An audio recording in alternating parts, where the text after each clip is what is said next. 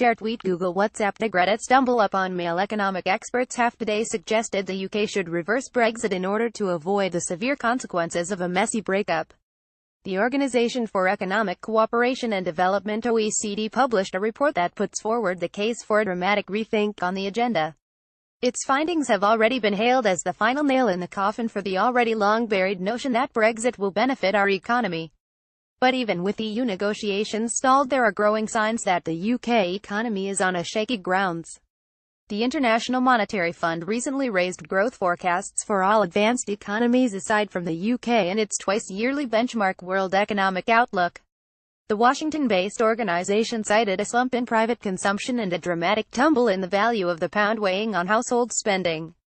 But even the IMF's downbeat forecast for the UK could be too optimistic. Here's 5 indications that an economic collapse could be imminent for the UK. 1. A savings crisis looms. A report released today has warned that a savings crisis could be in our midst, with a third of UK employees saving less than £50 a month and 1 in 5 not saving anything at all. The Lifetime Savings Challenge Report 2017 confirms that many people are struggling to get to the end of the month on their current pay packet, with many on the brink of financial collapse. 2. Brexit threatens to close access to key markets. Tariffs on imports and exports between the EU and UK could wipe tens of billions of pounds off UK economic growth, according to the OECD. A hard Brexit or no deal could strangle key trade routes, see business investment withdrawn, and make our current account deficit harder to finance.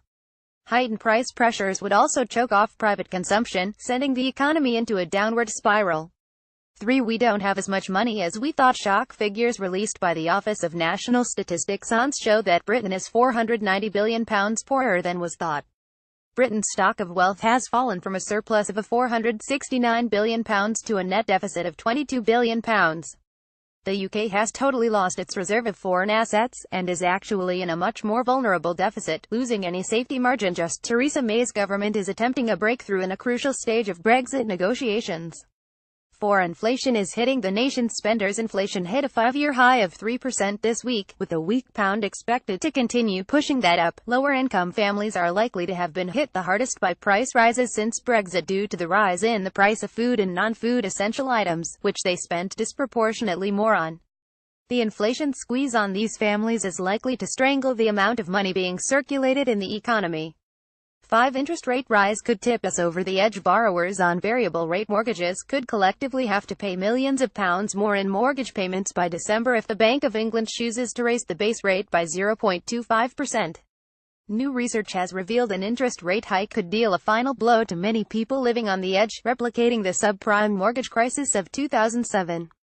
Related, we are now the political mainstream. Jeremy Corbyn's Labour Party conference speech in full and pictures economic collapse under the Islamic State. Britain ranked as the 4th most micro-business dense country in the world. Share tweet Google WhatsApp to Reddit stumble upon mail.